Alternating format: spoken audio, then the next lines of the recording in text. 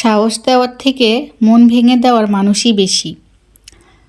আসসালামু আলাইকুম, সবাই কেমন আছেন? আশা করি যে যেখানে আছেন আল্লাহর রহমতে ভালো আছেন। আমিও ভালো আছি আলহামদুলিল্লাহ। চলে এলাম আজকে নতুন একটি ভিডিও নিয়ে।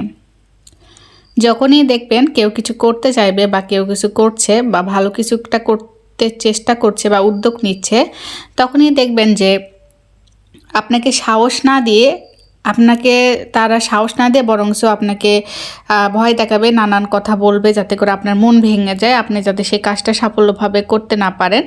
সেটা আপনার কাছের মানুষরাই বেশি করবে, দূরের মানুষ তো পরের কথা, দূরের মানুষেরা তো করবেই, সেটা পরে। কিন্তু কাছের আপনজন মানুষেরাই যখন আপনার সঙ্গে এরকম ব্যবহার করবে, মানে এমনভাবে এমন কথা বলবে বা এমন কিছু করবে যাতে করে আপনার কাজের প্রতি আগ্রহটা হারিয়ে যায় এবং আপনার মন ভেঙে যায়, আপনি যেন সে কাজটা ঠিক করে না করতে পারেন।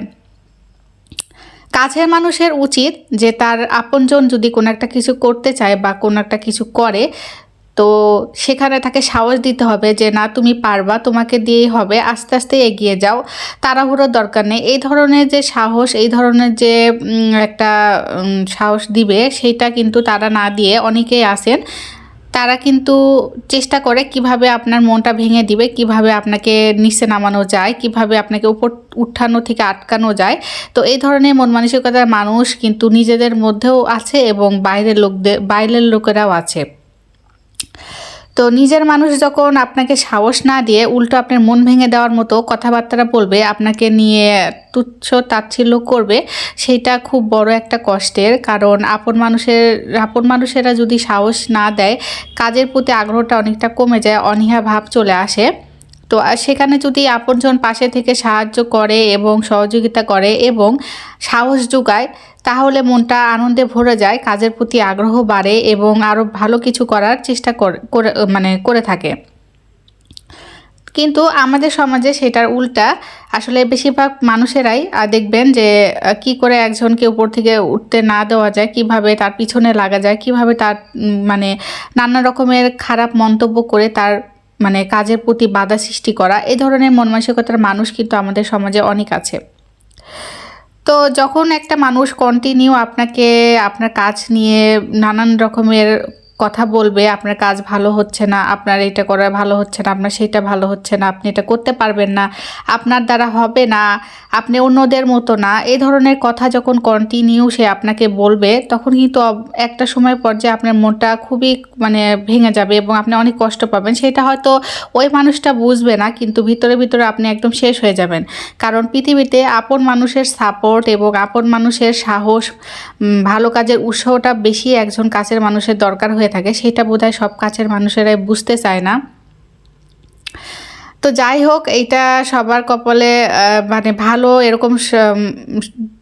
এরকম মন মানসিকতার কাছের মানুষ সবাই হয়তো বা কপালে জুটে না।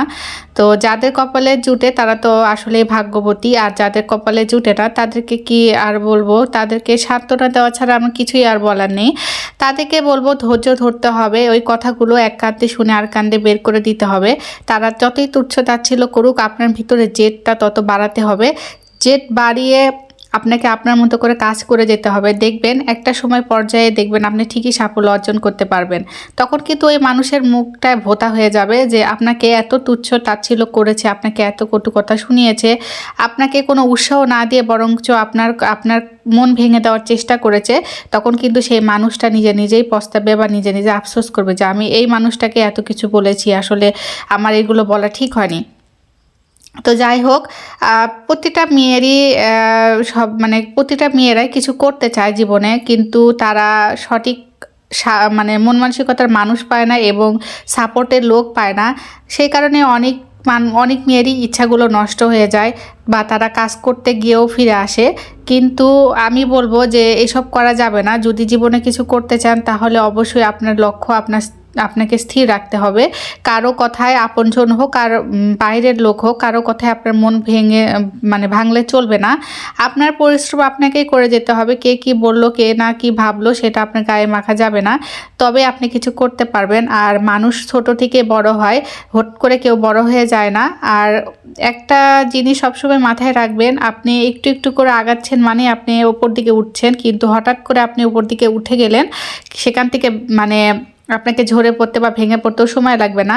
আর আস্তে আস্তে আপনি একটা জিনিস করছেন, আস্তে আস্তে সাফল্য পাচ্ছেন, সেইটা কিন্তু আস্তে আস্তে আপনি উপর দিকে উঠছেন, এইটা কিন্তু সব থেকে ভালো। হঠাৎ করে উপরে ওঠার থেকে আস্তে আস্তে উপরে ওঠাটাই বেশি টেকসই হয়। আর হঠাৎ করে উপর দিকে যারা উঠে তারা কিন্তু ঝরে পড়ে যায়।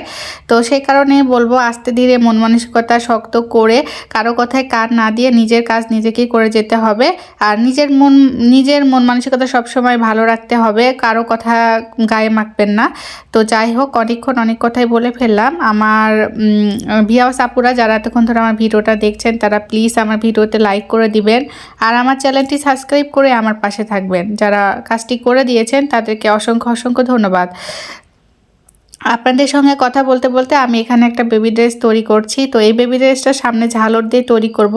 আর ঝালরটা আমি কি সিস্টেমে দিচ্ছি সেটা আপনাদেরকে নেক্সট ভিডিওতে দেখাবো। একটু নতুন সিস্টেমে আমি ঝালরটা দিচ্ছি, খুব ইউনিক লাগবে। আজকে ভিডিওটা এই পর্যন্তই। সবাই ভালো থাকবেন, সুস্থ থাকবেন সেই কামনায়। আল্লাহ হাফেজ।